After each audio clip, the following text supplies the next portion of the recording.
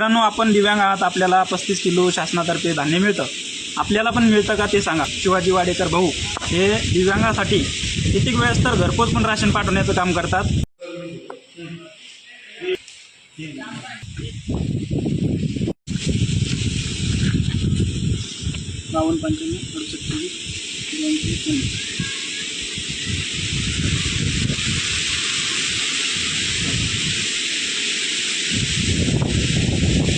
तुम्ही बघू शकता की स्वतः गाडीपर्यंत येऊन आज रविवारचा सुट्टीचा दिवस असून माझ्यासाठी फक्त थांबून मला राशन देण्याचं काम त्यांनी केलेलं आहे. आणि गावकरी सुद्धा आपल्या दिव्यांगाला, जर आपला स्वभाव चांगला असेल, जर कार्य चांगलं असेल, आपल्याला मदत करताना या ठिकाणी आपल्याला दिसून आलेलं आहे. आपल्या इथे असं राशनदार दुकानदार आहे का ते मला कमेंटमध्ये सांगा. धन्यवाद.